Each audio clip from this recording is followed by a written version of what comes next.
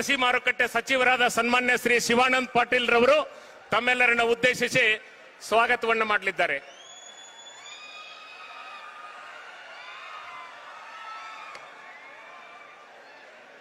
ಪ್ರಥಮದಲ್ಲಿ ಅಣ್ಣ ಬಸವಣ್ಣನವ್ರನ್ನ ಅಂತರಾಳದಲ್ಲಿ ನೆನೆದು ಇವತ್ತಿನ ಲೋಕಸಭಾ ಚುನಾವಣೆ ಪ್ರಚಾರ ನಿಮಿತ್ತ ಬಿಜಾಪುರದ ಐತಿಹಾಸಿಕ ಬಸವಣ್ಣನ ಜನ್ಮಭೂಮಿ, ನಮ್ಮೆಲ್ಲರ ಕರ್ಮಭೂಮಿಗೆ ಬಂದಿರತಕ್ಕಂಥ ರಾಷ್ಟ್ರೀಯ ನೇತಾರರು, ಭವಿಷ್ಯದ ದೇಶದ ಕಣ್ಮಣಿಗಳು, ನಮ್ಮೆಲ್ಲರ ಆತ್ಮೀಯರಾದಂಥ ರಾಹುಲ್ ಗಾಂಧಿ ಸಾಹೇಬರಿಗೆ ತಮ್ಮೆಲ್ಲರ ವತಿಯಿಂದ ವೇದಿಕೆ ಮೇಲೆ ಇರ್ತಕ್ಕಂಥ ಎಲ್ಲ ಶಾಸಕರು ಮಂತ್ರಿಗಳ ವತಿಯಿಂದ ಅವರನ್ನ ತುಂಬ ಹೃದಯದಿಂದ ನಾನು ಸ್ವಾಗತ ಮಾಡ್ತಾ ಇದ್ದೀನಿ. ತಾವೆಲ್ಲರೂ ಅವರನ್ನ ಬಹಳ ಚಪ್ಪಾಳೆ ತಟ್ಟುವುದರೊಂದಿಗೆ ಬರಮಾಡ್ಕೊಳ್ಬೇಕಂತ ಹೇಳಿ ತಮ್ಮಲ್ಲಿ ಕಳಕಳಿಯ ಮನವಿ ಮಾಡ್ಕೊಳ್ತೀನಿ. ಈ ಸಂದರ್ಭದಲ್ಲಿ ಇನ್ನೊಂದು ಸಂತೋಷದ ಸಂಗತಿ ಏನಂದ್ರೆ, ಕರ್ನಾಟಕಕ್ಕೆ ಜೀವ ಕಳೆಯನ್ನು ತುಂಬಿ ತಮ್ಮ ಆಚಾರ ವಿಚಾರದಿಂದ ಕರ್ನಾಟಕದ ಘನ ಸರ್ಕಾರವನ್ನ ಹಿಂದಿನ ಮೇನಲ್ಲಿ ನಡೆದಂತ ಚುನಾವಣೆಯಲ್ಲಿ ಈ ರಾಜ್ಯದಲ್ಲಿ ಪ್ರಮುಖ 5 ಗ್ಯಾರಂಟಿಗಳ ಕೊಡುವುದರ ಜೊತೆಗೆ ಈ ಸರ್ಕಾರ ಅಧಿಕಾರಕ್ಕೆ ಬರಬೇಕಾದ್ರೆ ಎಐಸಿಸಿಯ ಜನರಲ್ ಸೆಕ್ರೆಟರಿ ಆಗಿರ್ತಕ್ಕಂಥ ನಮ್ಮೆಲ್ಲರ ಥಿಂಕ್ ಟ್ಯಾಂಕ್ ಆಗಿರ್ತಕ್ಕಂಥ ಸುರ್ಜೇವಾಲಾ ಸಾಹೇಬರು ಬಂದಿದ್ದಾರೆ. ಅವರನ್ನು ಕೂಡ ತಮ್ಮೆಲ್ಲರ ವತಿಯಿಂದ ನಾನು ಮಾಡ್ಕೊಳ್ತಾ ಇದ್ದೀನಿ, ಅವರಿಗೆ ಸ್ವಾಗತವನ್ನ ಮಾಡ್ಕೊಳ್ತಾ ಇದ್ದೀನಿ. ಅವರ ಪರಿಶ್ರಮದಿಂದ ಇವತ್ತು 136 ಸ್ಥಾನಗಳನ್ನ ಕರ್ನಾಟಕದಲ್ಲಿ ನಾವು ಗೆದ್ದಿದ್ದೀವಿ. ಈ ಸಂದರ್ಭದಲ್ಲಿ ಸನ್ಮಾನ್ಯ ರಾಹುಲ್ ಗಾಂಧಿ ಅವರು ಜೊತೆಗೆ ಸಿದ್ದರಾಮಯ್ಯನವರು, ಕೆಪಿಸಿಸಿ ಅಧ್ಯಕ್ಷರಾದಂಥ DK ಶಿವಕುಮಾರ್ ಅವರು, ಸುರ್ಜೇವಾಲಾ ಅವರ ನೇತೃತ್ವದಲ್ಲಿ ಬರ್ತಕ್ಕಂಥ ದಿನಮಾನಗಳಲ್ಲಿ ಕರ್ನಾಟಕದಲ್ಲಿ ಕನಿಷ್ಠ 20 ಲೋಕಸಭೆ ಸ್ಥಾನಗಳನ್ನು ನಾವು ಗೆದ್ದು ತೋರಿಸ್ತೀವಿ ಅನ್ನತಕ್ಕಂಥ ಮಾತನ್ನ ಎಲ್ಲ ನಮ್ಮ ವೇದಿಕೆ ಮೇಲೆ ಇರ್ತಕ್ಕಂಥ ನಾಯಕರ ವತಿಯಿಂದ ಅವರಿಗೆ ಮಾತನ್ನ ಕೊಡ್ಲಿಕ್ಕೆ ನಾವು ಇಚ್ಛೆ ಪಡ್ತಾ ಇದ್ದೀವಿ. ಜೊತೆಗೆ ಸುದಯದಿಂದ ಈ ಕಾರ್ಯಕ್ರಮದಲ್ಲಿ ನಮ್ಮ ಧೀಮಂತ ನಾಯಕರಾಗಿರ್ತಕ್ಕಂಥ ಸನ್ಮಾನ್ಯ ಸಿದ್ದರಾಮಯ್ಯ ಸಾಹೇಬರು ಬರಬೇಕಾಗಿದೆ. ಇನ್ನೊಂದು ಸ್ವಲ್ಪ ಗಳಿಗೆಯಲ್ಲಿ ಅವ್ರ ಜೊತೆ ಪ್ರಾಯಶಃ DK ಶಿವಕುಮಾರ್ ಅವರು ಬರ್ತಾರೆ. ಡಿ ಕೆ ಬರಲ್ಲ. ಈ ಸಭೆಗೆ DK ಶಿವಕುಮಾರ್ ಅವರು ಬರೋರಿದ್ದಾರೆ. ಅವರೆಲ್ಲರನ್ನ ಅವರ ಅನುಪಸ್ಥಿತಿಯಲ್ಲಿ ಕೂಡ ಇವತ್ತು ಸಿದ್ದರಾಮಯ್ಯ ಸಾಹೇಬರಿಗೆ ಅಭೂತಪೂರ್ವವಾದಂತಹ ಸ್ವಾಗತವನ್ನು ತಮ್ಮ ವತಿಯಿಂದ ನಾನು ಮಾಡ್ಲಿಕ್ಕೆ ಇಚ್ಛೆ ಪಡ್ತಾ ಇದ್ದೀನಿ.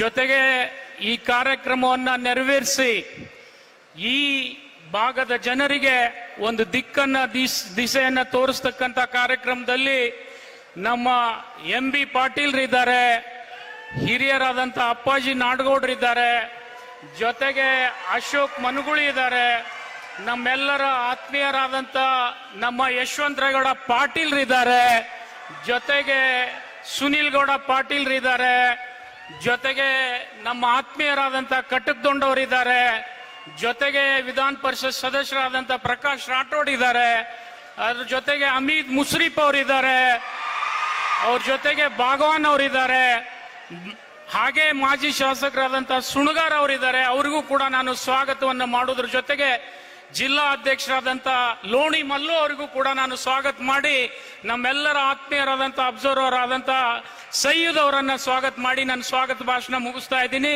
ಜೈ ಹಿಂದ್, ಜೈ ಕರ್ನಾಟಕ, ಜೈ ಕಾಂಗ್ರೆಸ್. ತಮ್ಮೆಲ್ಲರನ್ನ ಪ್ರೀತಿಯಿಂದ ಸ್ವಾಗತಿಸಿದ ಸಚಿವರಾದ ಸನ್ಮಾನ್ಯ ಶ್ರೀ ಶಿವಾನಂದ ಪಾಟೀಲ್ ರವರಿಗೆ ಧನ್ಯವಾದಗಳು. ಈಗ ವಿಜಯಪುರ ಜಿಲ್ಲೆಗೆ 2013ರಿಂದ 2018ರ ಅವಧಿಯಲ್ಲಿ ಕಾಂಗ್ರೆಸ್ ಸರ್ಕಾರ ಅಧಿಕಾರದಲ್ಲಿದ್ದಾಗ ನಮ್ಮ ರೈತರಿಗೆ ನೀರಾವರಿಯನ್ನು ಒದಗಿಸಿಕೊಟ್ಟಿದ್ದೀರಿ. ನಮ್ಮ ರೈತರು ಆ ನೀರಿನಿಂದ ಇವತ್ತು ವಿವಿಧ ಯೋಜನೆಗಳ ಮೂಲಕ ನೀರಾವರಿಗೆ ಒಳಪಟ್ಟ ನಂತರ ಇವತ್ತು ಒಳ್ಳೆ ಕ್ವಾಲಿಟಿಯ ದ್ರಾಕ್ಷಿಯನ್ನು ಬೆಳೀತಾ ಇದ್ದಾರೆ. ಆ ದ್ರಾಕ್ಷಿಯ ಒಣ ದ್ರಾಕ್ಷಿಯ ಒಂದು ಹಾರವನ್ನ ನಮ್ಮ ಜಿಲ್ಲೆಯ ಉಸ್ತುವಾರಿ ಸಚಿವರಾದ ಸನ್ಮಾನ್ಯ ಶ್ರೀ ಎಂ ಬಿ ಪಾಟೀಲ್ ರವರು ಶ್ರೀ ರಾಹುಲ್ ಗಾಂಧಿ ಅವರಿಗೆ ಹಾಕೋದರ ಮೂಲಕ ಅವರನ್ನ ಸ್ವಾಗತಿಸಬೇಕಂತ ಹೇಳಿ ಕೇಳ್ಕೊಳ್ತೇನೆ. ಶ್ರೀ ರಾಹುಲ್ ಗಾಂಧಿ ಅವರಿಗೆ ವಿಜಯಪುರ ಜಿಲ್ಲೆಯ ರೈತರ ಪರವಾಗಿ ದ್ರಾಕ್ಷಿಯ ಹಾರ ಸನ್ಮಾನ್ಯ ಶ್ರೀ ಎಂ ಬಿ ಪಾಟೀಲ್ ರವರು ಹಾಗೂ ಎಲ್ಲರಿಂದ ಶ್ರೀ ರಾಹುಲ್ ಗಾಂಧಿ ಅವರಿಗೆ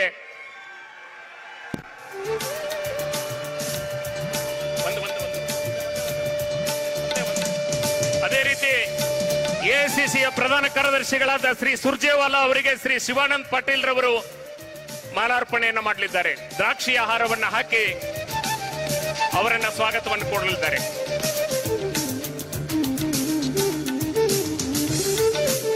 ಬಂಧುಗಳೇ, ಇದೀಗ ನೇರವಾಗಿ ನಾನು ರಾಹುಲ್ ಗಾಂಧಿ ಅವರನ್ನು ಆಹ್ವಾನಿಸ್ತೇನೆ. ಬಾಲಕನಾಗಿದ್ದಾಗ, ಅವರ ಮಗುವಾಗಿದ್ದಾಗ ಅವರ ಅಜ್ಜಿ ದೇಶದ ಉಗ್ರಗಾಮಿಗಳ ಗುಂಡಿಗೆ ಬಲಿಯಾಗಿದ್ರು. ಯುವಕನಾಗಿ ಕಾಲೇಜಿನಲ್ಲಿದ್ದಾಗ ತಂದೆಯ ದೇಹ ಛಿದ್ರಗೊಂಡಿತ್ತು. ಅಂತಹ ಎಲ್ಲ ಬೀಭತ್ಸ ಘಟನೆಗಳನ್ನ ತಮ್ಮ ಮನದಾಳದಲ್ಲಿಟ್ಟು ಕಾಶ್ಮೀರದಿಂದ ಕನ್ಯಾಕುಮಾರಿಯವರೆಗೆ, ದೆಹಲಿಯಿಂದ ಕನ್ಯಾಕುಮಾರಿವರೆಗೆ ಭಾರತ್ ಜೋಡೋ ಯಾತ್ರೆಯನ್ನು ಮಾಡಿ ದೇಶವನ್ನ ಜೋಡಿಸ್ತಕ್ಕಂತ ಕೆಲಸವನ್ನ ರಾಹುಲ್ ಗಾಂಧಿ ಅವರು ಮಾಡ್ತಾ ಇದ್ದಾರೆ. ಈಗ ನೇರವಾಗಿ ರಾಹುಲ್ ಗಾಂಧಿ ಅವರು ತಮ್ಮನ್ನ ಉದ್ದೇಶಿಸಿ ಮಾತನಾಡ್ತಾರೆ.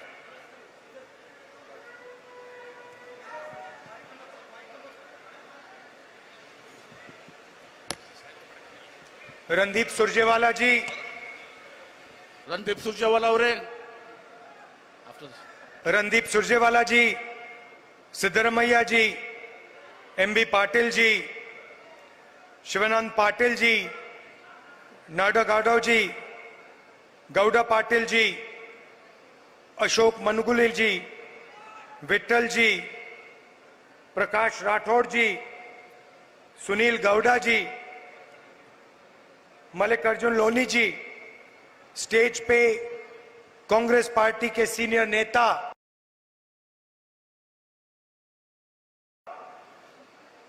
भाइयों और बहनों, प्रेस के हमारे मित्रों, आप सबका यहां बहुत बहुत स्वागत। गर्मी में आप आए, इतनी गर्मी में आप आए, इसके लिए आप सबको दिल से धन्यवाद करता हूं. ತಾವೆಲ್ಲರೂ ಕೂಡ ಇಂಥ ಜನತೆ, ಇಂಥ ಒಂದು ಉರಿ ಬಿಸಿಲಿನಲ್ಲಿ ತಾವೆಲ್ಲರೂ ಬಂದಿದ್ರಿ. ನಿಮ್ಮೆಲ್ಲರಿಗೂ ಕೂಡ ನಾನು ಹೃತ್ಪೂರ್ವಕವಾದಂತಹ ಅಭಿನಂದನೆಗಳನ್ನ, ಧನ್ಯವಾದಗಳನ್ನು ಸಲ್ಲಿಸ್ತೇನೆ.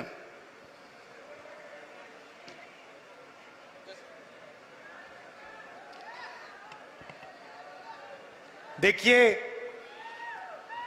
ये जो चुनाव है, ये आम चुनाव नहीं है. पहले जैसे चुनाव होते थे वैसा चुनाव नहीं है, क्योंकि पहली बार हिंदुस्तान के इतिहास में एक पार्टी और एक व्यक्ति हिंदुस्तान के संविधान को और लोकतंत्र को खत्म करने की कोशिश कर रहे हैं. ಇದು ಒಂದು ಸಾಮಾನ್ಯ ಚುನಾವಣೆ ಅಲ್ಲ. ಈ ತರ ಚುನಾವಣೆ ನಡೀತದೆ. ಓರ್ವ ವ್ಯಕ್ತಿ ಈ ಭಾರತ ದೇಶದ ಪ್ರಜಾಪ್ರಭುತ್ವ ಸಂವಿಧಾನವನ್ನ ಧಿಕ್ಕರಿಸಿ ನಡೆಯುವಂತ ಒಂದು ಚುನಾವಣೆಯಲ್ಲಿ ಇದು ನಡೀತಾ ಇದೆ. संविधान से हिंदुस्तान के लोगों को अधिकार, उनकी आवाज और आरक्षण मिला है. ಸಂವಿಧಾನದಿಂದ ಭಾರತ ದೇಶದ ಜನರಿಗೆ ಅವರ ಹಕ್ಕುಗಳು ಮತ್ತು ಸ್ವಾತಂತ್ರ್ಯ ಸಿಕ್ಕಿದೆ. संविधान से पहले राजा महाराजा हिंदुस्तान पर राज करते थे.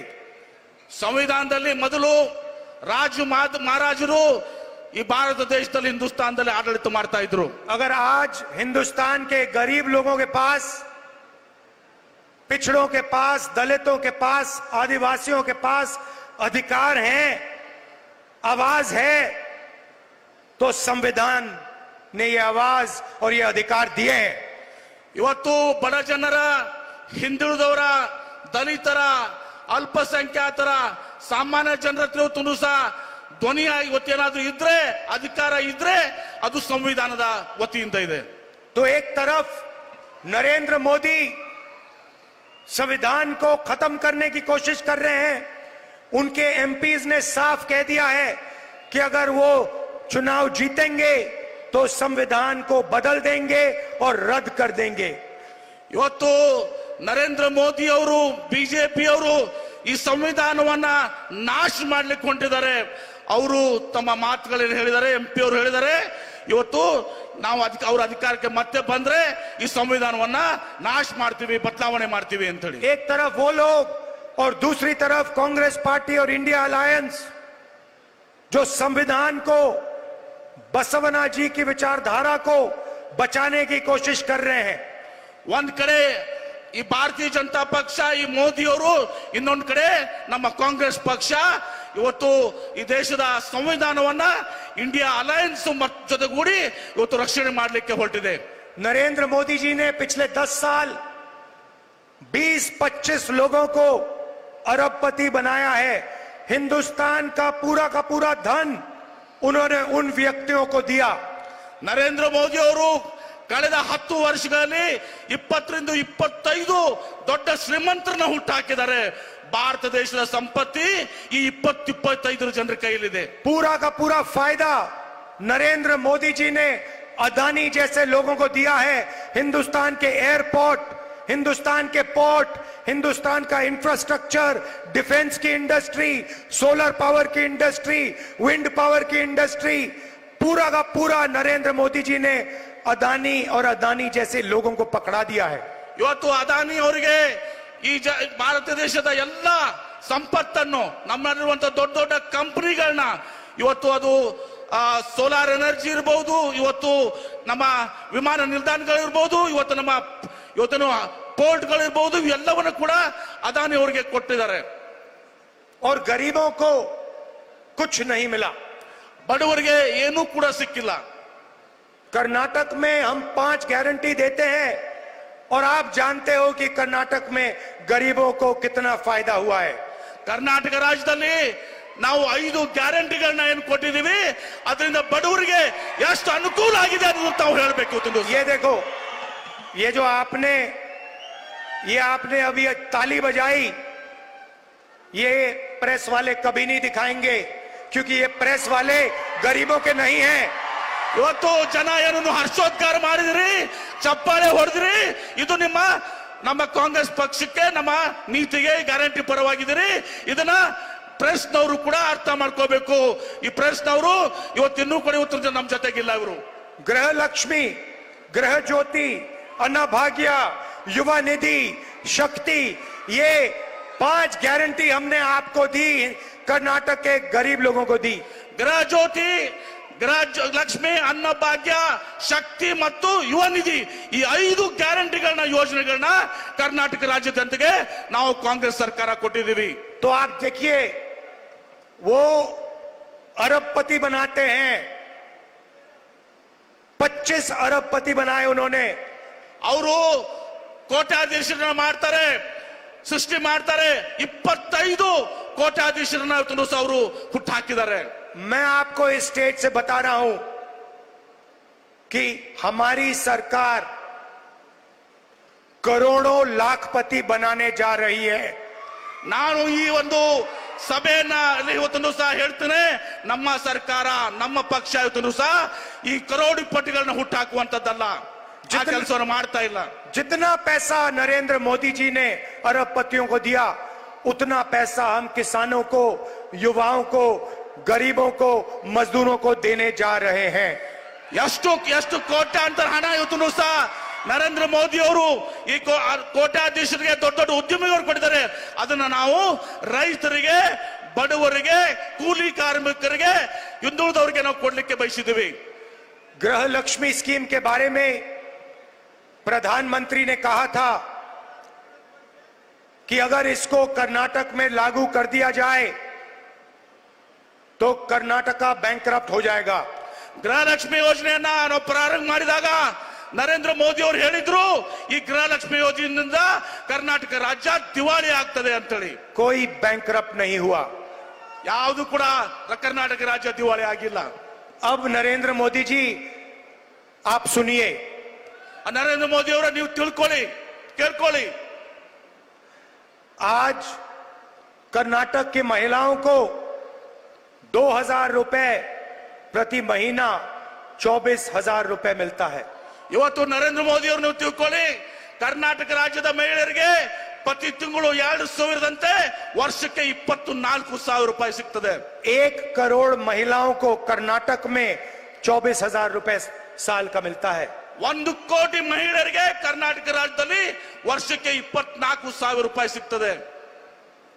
महिलाओं को हम क्यों देते हैं? क्योंकि महिलाएं देश के भविष्य की रक्षा करती हैं। ನಾವು ಮಹಿಳೆಯರಿಗೆ ಯಾಕೆ ಈ ಹಣವನ್ನ ಕೊಡ್ತಾ ಇದೀವಿ? ಯಾಕಂದ್ರೆ ಮಹಿಳೆಯರು ಈ ದೇಶದ ರಕ್ಷಣೆಯನ್ನು ಮಾಡ್ತಾ ಇದ್ದಾರೆ, ಕುಟುಂಬದ ರಕ್ಷಣೆಯನ್ನು ಮಾಡ್ತಾ ಇದ್ದಾರೆ. और 21वीं सदी में शायद पुरुषों को अच्छा ना लगे, अगर पुरुष 8 घंटा काम करते हैं तो महिलाएं 16 घंटा काम करती हैं। ಇದು ಗಂಡಸರಿಗೆ ಸ್ವಲ್ಪ, ಪುರುಷರಿಗೆ ಸ್ವಲ್ಪ ಇದು ಅನ್ಸ್ಬಹುದು. ಗಂಡಸರು 8 ತಾಸು ಕೆಲಸ ಮಾಡಿದ್ರೆ ಮಹಿಳೆಯರು 16 ಗಂಟೆ ಕೆಲಸ ಮಾಡ್ತಾರೆ. बाहर जाके महिला और पुरुष मजदूरी करते हैं और फिर घर में 8 घंटे महिला बच्चों की देखभाल करती है, भोजन पकाती है। 8 ಗಂಟೆಗಳ ಕಾಲ 8 ತಾಸು ಹೊರಗೆ ಹೋಗಿ ಅವರು ಕೆಲಸ ಮಾಡ್ತಾರೆ, ಮನೆಗೆ ಬಂದು ಮತ್ತು 8 ತಾಸು ಮಕ್ಕಳನ್ನ ಸಾಕುವ ಜೊತೆಗೆ ಇವತ್ತು ಅಡಿಗೆ ಮಾಡುವಂತ ಕೆಲಸ ಮಾಡ್ತಾರೆ, ಮನೆ ಕೆಲಸ ಮಾಡ್ತಾರೆ. इसलिए कर्नाटक में हमने 24,000 रुपए गरीब महिलाओं के बैंक अकाउंट में साल के डाले। ಇದರ ಸಲುವಾಗಿನೇ ನಾವು ಮಹಿಳೆಯರಿಗೆ ಪ್ರತಿ ತಿಂಗಳು ಇವತ್ತೊಂದು ದಿವಸ 2,000ದಂಗೆ ವರ್ಷಕ್ಕೆ 24,000 ಮಹಿಳೆಯರ ಅಕೌಂಟ್ಗೆ ನೇರವಾಗಿ ಹಣವನ್ನು ಜಮಾ ಮಾಡ್ತಾ ಇದ್ದೀವಿ. अब आप ताली बजाने के लिए तैयार हो जाओ। ಈಗ ತಾವೆಲ್ಲರೂ ಚಪ್ಪಾಳೆ ಹೊಡಿಲಿಕ್ಕೆ ತಯಾರಾಗಿರಿ.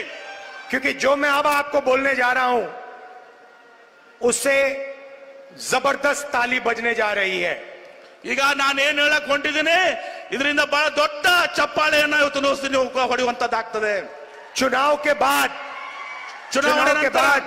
जैसे ही इंडिया अलायंस की सरकार बनेगी, ಚುನಾವಣೆ ನಂತರ ಇಂಡಿಯಾ ಅಲೈನ್ಸ್ ಏನು ಅಧಿಕಾರಕ್ಕೆ ಬರ್ತದೆ, ಸರ್ಕಾರ ರಚನೆ ಮಾಡ್ತದೆ, हिंदुस्तान के सारे गरीब परिवारों की लिस्ट बनेगी। ಹಿಂದೂಸ್ತಾನದ ಪ್ರತಿಯೊಬ್ಬರ ಮಹಿಳೆಯರಿಗೆ ಇವತ್ತು ಸಹ ಒಂದು ದೊಡ್ಡ ಶಕ್ತಿಯನ್ನು ತುಂಬುತ್ತಿದ್ದೇವೆ. और हर गरीब परिवार में से एक महिला चुनी जाएगी। ಮತ್ತು ಪ್ರತಿಯೊಂದು ಬಡ ಕುಟುಂಬದಿಂದ ಒಬ್ಬ ಮಹಿಳೆಯನ್ನ ನಾವು ಆಯ್ಕೆ ಮಾಡ್ತೀವಿ. और उस महिला के बैंक अकाउंट में हिंदुस्तान की सरकार हर साल 1 लाख रुपया डालने जा रही है। ಈ ಒಂದು ಮಹಿಳೆ, ಬಡ ಮಹಿಳೆ ಏನಿರ್ತಾನೋ ಆಯ್ಕೆ ಮಾಡಿರ್ತೀವಿ, ಅವರ ಒಂದು ಖಾತೆಯಲ್ಲಿ 1 ಲಕ್ಷ ರೂಪಾಯಿಗಳನ್ನ ಇವತ್ತು ಸಹ ಜಮಾ ಮಾಡ್ತೀವಿ. अगर कर्नाटक की सरकार महिलाओं को 24,000 दे सकती है तो हिंदुस्तान की सरकार महिलाओं को 1 लाख रुपए दे सकती है। ಇವತ್ತು ಕರ್ನಾಟಕ ಸರ್ಕಾರ ಮಹಿಳೆಯರಿಗೆ ವರ್ಷಕ್ಕೆ 24,000 ಕೊಟ್ರೆ ಕೇಂದ್ರ ಸರ್ಕಾರ ವರ್ಷಕ್ಕೆ 1 ಲಕ್ಷ ರೂಪಾಯಿ ಕೊಡುವಂತ ಶಕ್ತಿ ಹೊಂದಿರುತ್ತದೆ. और कर्नाटक को 1,24,000 रुपए साल के महिलाओं को मिलेगा। ಮತ್ತು ಕರ್ನಾಟಕ ರಾಜ್ಯದಲ್ಲಿ 1,24,000 ರೂಪಾಯಿ ಮಹಿಳೆಯರಿಗೆ ಇವತ್ತು ಸಹ ಕುಟುಂಬಕ್ಕೆ ಸಿಗ್ತದೆ. आप सोचिए,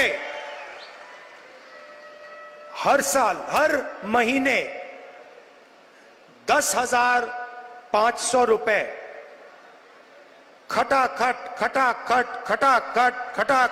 बैंक अकाउंट में।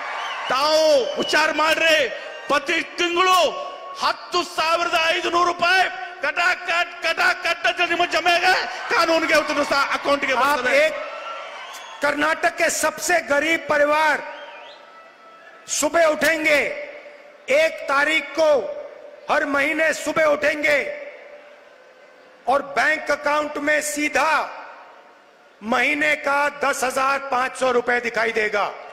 ಬಡ ಕುಟುಂಬದವರು ಮಹಿಳೆ ಪ್ರತಿ ತಿಂಗಳು 1ನೇ ತಾರೀಕಿಗೆ ತಮ್ಮ ಬೆಳಗ್ಗೆ ಎದ್ದ ಮೇಲೆ ತಮ್ಮ ಅಕೌಂಟ್ ಅನ್ನು ತೆಗೆದ್ರೆ 10,500 ರೂಪಾಯಿ ಅಕೌಂಟ್ ನಲ್ಲಿ ಇರ್ತದೆ। और जब तक वो परिवार गरीबी से नहीं निकलेगा तब तक हर महीने खटाखट 8,500 रुपए। ಎಲ್ಲಿವರೆಗೆ ಆ ಒಂದು ಕುಟುಂಬ ಬಡತನದಿಂದ ಹೊರಗೆ ಬರ್ಲಿಕ್ಕೆ ಆಗುದಿಲ್ಲ ಅಲ್ಲಿವರೆಗೆ ಪ್ರತಿ ತಿಂಗಳು 10,500 ರೂಪಾಯಿ ಕಟಾಕಟ್ ನಿಮ್ಮ ಅಕೌಂಟ್ ಕೊಡುವಂತದ್ದಾಗ್ತದೆ। अब कर्नाटक में हम युवा निधि स्कीम देते हैं। ಕರ್ನಾಟಕ ರಾಜ್ಯದಲ್ಲಿ ನಾವು ಯುವ ನಿಧಿ ಯೋಜನೆಯನ್ನ ನೋಡಿದಿರಿ। अनएम्प्लॉयड युवाओं को 3,000 रुपए महीने का मिलता है। ನಿರುದ್ಯೋಗಿ ಯುವಕರಿಗೆ ಪ್ರತಿ ತಿಂಗಳು 3,000 ರೂಪಾಯಿ ಹಣ ಸಿಗ್ತದೆ। नरेंद्र मोदी जी ने अरबपतियों को धन देकर रोजगार खत्म कर दिया है। ನರೇಂದ್ರ ಮೋದಿ ಅವರು ಇವತ್ತು ಕೋಟ್ಯಾಧೀಶಕ್ಕೆ ಇದು ಮಾಡಿ ಇವತ್ತು ಬಡವರಿಗೆ ಇವತ್ತು ಸಹ ಕೂಲಿಯನ್ನ ಕಡಿಮೆ ಮಾಡಿದ್ದಾರೆ। देश में हर सड़क पे हर कस्बे में युवा घूमते हैं, हाथ जोड़ के रोजगार मांगते हैं। ಇವತ್ತು ದೇಶದ ಕೋಣೆಯಲ್ಲಿ ಯುವಕರು ನಿರುದ್ಯೋಗಿಗಳು ಅಡ್ಡಾಡ್ತಾರೆ, ಉದ್ಯೋಗವನ್ನ ಕೇಳ್ತಾ ಇದ್ದಾರೆ। कुछ नहीं मिलता। ಏನು ಸಿಕ್ಕಿಲ್ಲ ಅವ್ರಿಗೆ। अमीर घर के लोग अपने बच्चों को अप्रेंटिसशिप कराते हैं, 1 साल की नौकरी दिलवाते हैं, टेम्पररी नौकरी दिलवाते हैं, उनकी ट्रेनिंग होती है। ಶ್ರೀಮಂತ ಕುಟುಂಬದವರು ತಮ್ಮ ಮಕ್ಕಳಿಗೆ 1 ವರ್ಷದವರೆಗೆ 6 ತಿಂಗಳಿಗೆ ಅಪ್ರೆಂಟಿಸ್ ಪ್ರೋಗ್ರಾಮ್ ಕೊಡ್ತಾರೆ, ತದನಂತರ ಅವರಿಗೆ ನೌಕರಿಗಳು ಸಿಗ್ತವೆ। मगर ये सुविधा हिंदुस्तान के बेरोजगार युवाओं को नहीं मिलती। ಈ ಒಂದು ಸೌಲಭ್ಯ ಇವತ್ತು ಸಹ ಭಾರತ ದೇಶದ ಹಿಂದೂಸ್ತಾನದ ಇವತ್ತು ಬಡ ಕುಟುಂಬದ ಯುವಕರಿಗೆ ಇವತ್ತು ಸಿಕ್ಕತ್ತಲ್ಲ। इंडिया गठबंधन की सरकार दुनिया में पहली सरकार होगी जो अप्रेंटिसशिप का अधिकार हिंदुस्तान के हर बेरोजगार ग्रेजुएट को देने जा रही है। ಇಂಡಿಯಾ ಇವತ್ತು ಸಹ ಅಲಯನ್ಸ್ ಏನಿದೆ, ಗಠಬಂಧನ ಏನಿದೆ, ಇದು ಪ್ರಥಮ ಒಂದು ಅಲಿಯನ್ಸ್ ಇವತ್ತು ಸಹ ಪ್ರತಿಯೊಬ್ಬ ಯುವಕನಿಗೆ, ಬಡ ಯುವಕನಿಗೆ ಅಪ್ರೆಂಟಿಸ್ಶಿಪ್ ಕೊಟ್ಟು ಅವರಿಗೆ ಉದ್ಯೋಗಕ್ಕೆ ತಯಾರಾಗುವ ರೀತಿ ಮಾಡ್ತದೆ। करोड़ों युवाओं की पहली नौकरी पक्की होने जा रही है। ಯಾವಾಗ ಅವರ ಪ್ರಥಮ ನೌಕರಿ ಇವತ್ತು ಉದ್ಯೋಗ ಸಿಗ್ಲಿಕ್ಕೆ ತಯಾರಾಗ್ತದೆ।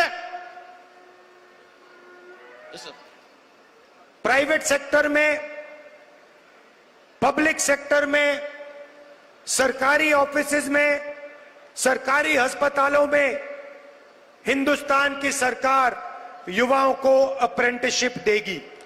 ಖಾಸಗಿ ಸಂಸ್ಥೆಗಳಲ್ಲಿ, ಖಾಸಗಿ ಉದ್ಯಮಿಗಳಲ್ಲಿ, ಸರ್ಕಾರದ ಉದ್ಯಮಿಗಳಲ್ಲಿ ಎಲ್ಲ ಇದರಲ್ಲಿ ಇವತ್ತು ಸಹ ಭಾರತ ಸರ್ಕಾರ ಇವತ್ತು ಅಪ್ರೆಂಟಿಸ್ಶಿಪ್ ಕಾರ್ಯಕ್ರಮಗಳನ್ನ ಹಮ್ಮಿಕೊಳ್ತದೆ।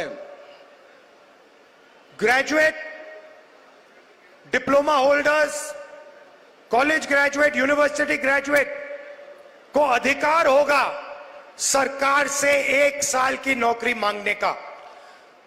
ಪದವೀಧರರು, ಡಿಪ್ಲೊಮಾ ಹೋಲ್ಡರ್ಸ್ ಇವತ್ತು ಪ್ರತಿಯೊಬ್ಬರು ಕೂಡ ಸರ್ಕಾರದ ಜೊತೆ ಹಕ್ಕಿದೆ, 1 ವರ್ಷದ ನಂತರ ಅಪ್ರೆಂಟಿಸ್ ನಂತರ ಅವರು ನೌಕರಿಯನ್ನ ಒದಗಿಸಿಕೊಡಿ ಅಂತ ಕೇಳಲಿಕ್ಕೆ ಹಕ್ಕನ್ನು ಕೊಡ್ತದೆ। जैसे मनरेगा में रोजगार की गारंटी थी, वैसे ही हम ग्रेजुएट्स को अप्रेंटिसशिप की गारंटी दे रहे हैं। ಯಾವ ರೀತಿ ಮಹಾತ್ಮ ಗಾಂಧಿ ರೋಜ್ಗಾರ್ ಯೋಜನೆಯಲ್ಲಿ ಇವತ್ತು ಸಹ ಕಡ್ಡಾಯವಾಗಿ ನಾವು ಕೂಲಿಯನ್ನ ಕೊಡ್ತೀವಿ, ಆದ್ರೆ ಅಪ್ರೆಂಟಿಸ್ ಮೂಲಕ ಪ್ರತಿಯೊಬ್ಬ ಯುವಕನಿಗೂ ಕೂಡ ನಾವು ಉದ್ಯೋಗ, ನೌಕರಿಯ ಒಂದು ಖಾತ್ರಿಯನ್ನ ಕೊಡ್ತೇವೆ। 1 साल की नौकरी होगी और हर महीने 8,500 रुपए बैंक अकाउंट में ठकाठक साल के 1 लाख रुपए बैंक अकाउंट में ठक। 1 ವರ್ಷದ ನೌಕರಿ ಇರ್ತದೆ, ಪ್ರತಿ ತಿಂಗಳು ಇವತ್ತು ಸಹ 8,500 ರೂಪಾಯಿ ಆ ಯುವಕರ ಅಕೌಂಟಿಗೆ ನೇರವಾಗಿ ಟಕಾಟಕ್ ಅಂತ ಜಮಾ ಮಾಡ್ತದೆ। और हिंदुस्तान को करोड़ों युवाओं की एक ट्रेंड वर्कफोर्स मिलेगी। ಭಾರತ ದೇಶಕ್ಕೆ ಕೋಟ್ಯಾಂತರ ಯುವಕರ ಒಂದು ಶಕ್ತಿ ಇವತ್ತು ಸಹ ಏನು ಇವತ್ತು ಪರಿಣಿತಿ ಹೊಂದಿದಂತ ಒಂದು ಫೋರ್ಸ್ ಇವತ್ತು ಸಹ ಸಮೂಹ ಸಿಗ್ತದೆ. नरेंद्र मोदी जी ने आज तक किसानों का कर्जा माफ नहीं किया. ನರೇಂದ್ರ ಮೋದಿ ಅವರು ಇಲ್ಲಿವರೆಗೆ ರೈತರ ಸಾಲವನ್ನ ಮನ್ನಾ ಮಾಡಿಲ್ಲ. और किसानों को कानूनी एमएसपी नहीं देते हैं. ಮತ್ತು ರೈತರಿಗೆ ಇವತ್ತು ಸಹ ತಾವು ಬೆಳೆದಂತ ಬೆಳೆಗಳಿಗೆ ಇವತ್ತು ಎಂಎಸ್ಪಿ ದರವನ್ನ ಇವತ್ತು ಸಹ ಕೊಡ್ತಾ ಇಲ್ಲ. हमारी सरकार आते ही किसानों का कर्जा माफ करने जा रही है. ನಮ್ಮ ಸರ್ಕಾರ ಬಂದ ಕೂಡಲೇ ರೈತರ ಸಾಲವನ್ನ ಮನ್ನಾ ಮಾಡ್ತೀವಿ. और लीगली गारंटीड एमएसपी हिंदुस्तान के किसानों को दी जाएगी. ರೈತರಿಗೆ ಎಂಎಸ್ಪಿ ದರ ಅವರು ಬೆಳೆದಂತ ಬೆಳೆಗಳಿಗೆ ಯೋಗ್ಯವಾದ ದರ ಸಿಗಲಿಕ್ಕೆ ನಾವು ಕ್ರಮವನ್ನ ಕೈಗೊಳ್ತೀವಿ. आशा और आंगनवाड़ी में जो काम करती हैं उन महिलाओं की आमदनी दुगनी की जाएगी और मनरेगा में 400 रुपए दिया जाएगा. ಆಶಾ ಮತ್ತು ಅಂಗನವಾಡಿ ಕಾರ್ಯಕರ್ತರಿಗೆ ಅವ್ರು ಏನ್ ಪಡ್ಕೋತ ಸಂಭಾವನೆಯನ್ನ ಪಗಾರನ್ನ 2 ಪಟ್ಟು ಮಾಡ್ತೀವಿ. ಮತ್ತು ಇವತ್ತು ದಿವಸ ಮಹಾತ್ಮ ಗಾಂಧಿ ರೋಜ್ಗಾರ್ ಯೋಜನೆಯಲ್ಲಿ ಏನು ತಾವು ಹಣ ಕೂಲಿ ಏನ್ ಪಡ್ಕೋತ 2 ಪಟ್ಟು 400 ರೂಪಾಯಿ ಇವತ್ತು ದಿವಸ ಮಾಡ್ತೀವಿ. नरेंद्र मोदी जी ने हिंदुस्तान के युवाओं से आर्मी की जो जॉब होती थी वो छीनी. ನರೇಂದ್ರ ಮೋದಿ ಅವರು ಭಾರತ ದೇಶದ ಯುವಕರು ಏನು ಆರ್ಮಿಯಲ್ಲಿ ಸೇವೆಯನ್ನು ಮಾಡ್ತಾ ಇದ್ರೆ ಅವರ ನೌಕರಿಯನ್ನ ಇವತ್ತು ಸಹ ಸೈನ್ಯದಲ್ಲಿ ಸೇವೆ ಮಾಡೋರ್ನ ನೌಕರಿಯನ್ನ ಕಸಿದುಕೊಂಡಿದ್ದಾರೆ. वो अग्निवीर योजना लाए. ಅವರು ಒಂದು ಯೋಜನೆಯನ್ನ ತಂದ್ರು. अग्निवीर योजना हिंदुस्तान की आर्मी और हिंदुस्तान के जवान पर अपमान है. ಇವತ್ತು ಅದು ಯೋಜನೆ ತಂದಿದ್ದಾರೆ. ಅದು ಭಾರತ ದೇಶದ ಯುವಕರಿಗೆ ಒಂದು ದೊಡ್ಡ ಹೊಡೆತ ಇದೆ. अग्निवीर योजना को हम रद्द करने जा रहे हैं, खत्म करने जा रहे हैं. ಆ ಒಂದು ತಾತ್ಕಾಲಿಕ ಯೋಜನೆ ತಂದಿದ್ದಾರೆ. ಅದನ್ನ ನಾವು ಅಭಿವೃದ್ಧಿ ಯೋಜನೆ ಅದನ್ನ ನಾವು ರದ್ದು ಮಾಡಲಿಕ್ಕೆ ಹೊರಟಿದ್ದೀವಿ. 2 तरीके के शहीद नहीं होंगे. एक तरीके का शहीद होगा, सबको पेंशन मिलेगी, सबको कैंटीन मिलेगी और सबको शहीद का दर्जा मिलेगा. ಎಲ್ಲ ಒಂದೇ ರೀತಿಯ ಒಂದು ಯೋಧರು ಇರ್ತಾರೆ, ಆರ್ಮಿ ಇರ್ತದೆ. ಅವ್ರು ಎಲ್ಲಾ ರೀತಿಯ ಅವ್ರಿಗೆ ಸಮಾನವಾದಂತಹ ಪಗಾರ ಸಿಗ್ತದೆ ಮತ್ತು ಸೌಲಭ್ಯಗಳು ಕೂಡ ಇವತ್ತು ಸಹ ಸಿಗ್ತದೆ. नरेंद्र मोदी जी ने हिंदुस्तान पर गलत जीएसटी लागू की है. ನರೇಂದ್ರ ಮೋದಿ ಅವರು ಭಾರತ ದೇಶದ ಮೇಲೆ ತಪ್ಪಾದಂತ ಒಂದು ಜಿಎಸ್ಟಿ ವ್ಯವಸ್ಥೆಯನ್ನ ಜಾರಿಗೊಳಿಸಿದ್ದಾರೆ. 5 अलग अलग टैक्स, ज्यादा टैक्स, किसानों पर टैक्स. 5 ಬೇರೆ ಬೇರೆ ಟ್ಯಾಕ್ಸ್ ಅನ್ನ ಇವತ್ತೊಂದು ಹಾಕಿದ್ದಾರೆ. ರೈತರ ಮೇಲೆ ಅವತ್ತು ಜಿಎಸ್ಟಿ, ಮಹಿಳೆಯರ ಮೇಲೆ ಜಿಎಸ್ಟಿ, ಇನ್ನೂರ ಎಲ್ಲ ಇದ್ರ ಮೇಲೆ ಅವತ್ತು ಜಿಎಸ್ಟಿ ಅನ್ನು ಹಾಕಿದ್ದಾರೆ. और आप कर्नाटक के लोग जानते हैं कि जीएसटी, गलत जीएसटी के कारण आप 100 रुपए देते हो और आपको 13 रुपए वापस मिलते हैं. ಈ ಒಂದು ತಪ್ಪಾದಂತ ಜಿಎಸ್ಟಿ ಇಂದ ನೀವು 100 ರೂಪಾಯಿ ಏನ್ ಕೊಡ್ತೀರಿ, ಅದರಿಂದ ವಾಪಸ್ ನಿಮ್ಗೆ ಕೇವಲ 13 ರೂಪಾಯಿ ವಾಪಸ್ ಬರ್ತದೆ. कर्नाटक के साथ प्रधानमंत्री अन्याय कर रहे हैं. ಕರ್ನಾಟಕ ರಾಜ್ಯದ ಜನರ ಜೊತೆಗೆ ಪ್ರಧಾನಮಂತ್ರಿ ನರೇಂದ್ರ ಮೋದಿ ಅವರು ಅನ್ಯಾಯವನ್ನ ಮಾಡ್ತಾ ಇದ್ದಾರೆ. हम जीएसटी को बदलेंगे और ये जो अन्याय हो रहा है आपके खिलाफ, इसे हम ठीक करेंगे. ನಾವು ಜಿಎಸ್ಟಿ ಅನ್ನ ಬದಲಾವಣೆ ಮಾಡ್ತೀವಿ. ನಿಮ್ ಜೊತೆ ಏನ್ ಅನ್ಯಾಯ ಆಗ್ತದೆ ಆ ಅನ್ಯಾಯವನ್ನ ನಾವು ಸರಿಪಡಿಸ್ತೀವಿ. अब आखिरी बात, आप प्रधानमंत्री के भाषण देखते हो, घबराए हुए हैं. ನೀವೇನು ಪ್ರಧಾನಮಂತ್ರಿಗಳ ಮಾತನ್ನು ಕೇಳ್ತಾ ಇದ್ದೀರಿ. ಪ್ರಧಾನಮಂತ್ರಿಗಳು ಇವತ್ತು ಗಾಬರಿಗೊಂಡಿದ್ದಾರ. शायद कुछ ही दिनों में स्टेज पे आंसू निकल आए. ಸ್ವಲ್ಪ ದಿನಗಳ ಮೇಲೆ ಅವ್ರು ಏನು ಸ್ಟೇಜ್ ಮೇಲೆ ಬರ್ತಾರೆ, ವೇದಿಕೆ ಮೇಲೆ ಬರ್ತಾರೆ, ಬಹುಶಃ ಅವರಿಗೆ ಕಣ್ಣಲ್ಲಿ ನೀರುಗಳು ಬರ್ತವೆ. 24 घंटा आपका ध्यान इधर उधर करते रहते हैं. 24 ಗಂಟೆಗಳ ಕಾಲ ಇವತ್ತು ದಿವಸ ನಮ್ಮ ಧ್ಯಾನ ಮಾಡುವಂತ ಕೆಲಸ ಆಗ್ತದೆ. कभी पाकिस्तान की बात होगी, कभी चाइना की बात होगी, कभी थाली बजवाएंगे, कभी मोबाइल फोन की लाइट जलवाएंगे. ಕೆಲವೊಮ್ಮೆ ಪಾಕಿಸ್ತಾನಗಳ ಮಾತಾಡ್ತಾರೆ, ಕೆಲವೊಮ್ಮೆ ಚೈನಾ ಮಾತಾಡ್ತಾರೆ, ಕೆಲವೊಂದು ವಿವಿಧ ವಿಚಾರಗಳು ಮಾತನಾಡ್ತಾರೆ. ಅವರು हिंदुस्तान में 3-4 बड़े मुद्दे हैं. ಭಾರತ ದೇಶದಲ್ಲಿ 3-4 ದೊಡ್ಡ ದೊಡ್ಡ ಸವಾಲುಗಳು ಸಂಬಂಧ ಇದಾವೆ. गरीबी, बेरोजगारी, महंगाई और भागीदारी. ಇವತ್ತು ಭಾರತ ದೇಶದಲ್ಲಿ ಏನು 4 ದೊಡ್ಡ ಸವಾಲುಗಳಿದಾವೆ, ಸಮಸ್ಯೆಗಳಿದಾವೆ. ಒಂದು ಬಡತನ, ಇನ್ನೊಂದು ನಿರುದ್ಯೋಗ, ಇನ್ನೊಂದು ಬೆಲೆ ಏರಿಕೆ, ಈ 4 ಸವಾಲುಗಳು ತುರುಸು ನಮ್ಮ ಮುಂದಿದ್ದಾವೆ. कांग्रेस पार्टी बेरोजगारी मिटा सकती है, महंगाई कम कर सकती है और आप सबको भागीदारी दे सकती है. ಕಾಂಗ್ರೆಸ್ ಪಕ್ಷ ಇವತ್ತು ಸಹ ಬೆಲೆ ಏರಿಕೆಯನ್ನ ನಿರಂತರ ಮಾಡ್ತದೆ, ಅದ್ರ ಜೊತೆಗೆ ಇವತ್ತು ಜನರಿಗೆ ಉದ್ಯೋಗವನ್ನು ಕಡಿಸು ಮಾಡ್ತದೆ. ಅದಕ್ಕೆ ಕಾಂಗ್ರೆಸ್ ಪಕ್ಷ ಸಮರ್ಥವಾಗಿದೆ ಇವತ್ತು ಸಹ. नरेंद्र मोदी जी ने पिछले 10 साल सिर्फ गरीबों से पैसा छीना है. ನರೇಂದ್ರ ಮೋದಿ ಅವರು ಕಳೆದ 10 ವರ್ಷ ಕೇವಲ ಬಡವರಿಂದ ಹಣವನ್ನು ವಸೂಲಿ ಮಾಡಿದ್ದಾರೆ, ಕಸಿಕೊಂಡಿದ್ದಾರೆ. अरबपति बना दिए. ಕೋಟ್ಯಾಧೀಶರನ್ನ ಸೃಷ್ಟಿ ಮಾಡಿದ್ದಾರೆ.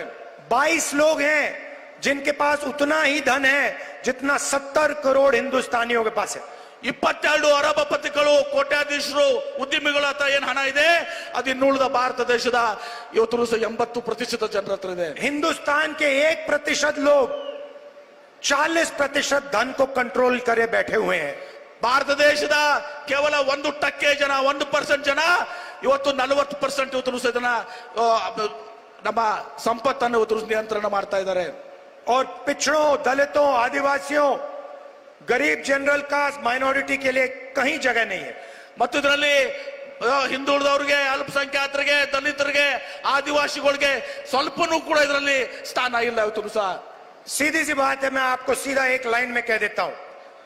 ಒಂದೇ ಒಂದು ಮಾತನ್ನ ನಾನು ನೇರವಾಗಿ ಇವತ್ತು ಸಹ ಒಂದೇ ಒಂದು ಸೆಂಟೆನ್ಸ್ ನಲ್ಲಿ ಇವತ್ತು ಸಹ ಒಂದೇ ಒಂದು ವಾಕ್ಯದಲ್ಲಿ ಇವತ್ತು ಹೇಳ್ತೇನೆ. जितना पैसा नरेंद्र मोदी जी ने उन अरबपतियों को दिया, उतना पैसा हम हिंदुस्तान के गरीब लोगों को देने जा रहे हैं. खत्म.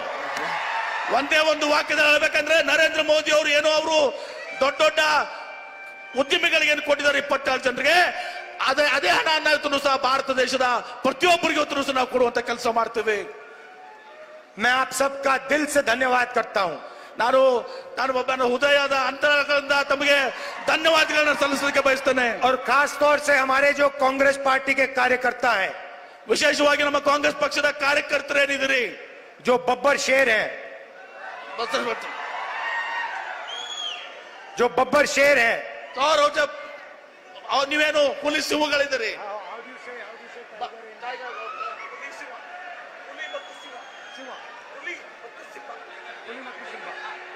खुली मत्तू सिम्बा, जो हमारे बब्बर शेर घूम रहे हैं, जो विचारधारा के लिए लड़ते हैं, गरीबों के लिए लड़ते हैं, किसानों के लिए लड़ते हैं, आपको मैं दिल से धन्यवाद और ढेर सारा प्यार देता हूं. नमस्कार, जय हिंद. ನಮ್ಮ ಕಾಂಗ್ರೆಸ್ ಪಕ್ಷದ ಕಾರ್ಯಕರ್ತವೇನಿದ್ರಿ, ಹುಲಿಗಳು ಮತ್ತು ಸಿಂಹಗಳು, ನೀವು ಬಡವರ ಪರವಾಗಿ, ಜನರ ಪರವಾಗಿ ಇವತ್ತು ಸಹ ಏನು ಹೋರಾಟ ಮಾಡ್ತೀರಿ, ನಿಮಗೆ ಹೃದಯಪೂರ್ವಕವಾದಂತಹ ಅಭಿನಂದನೆಗಳನ್ನು ಸಲ್ಲಿಸ್ತೇನೆ.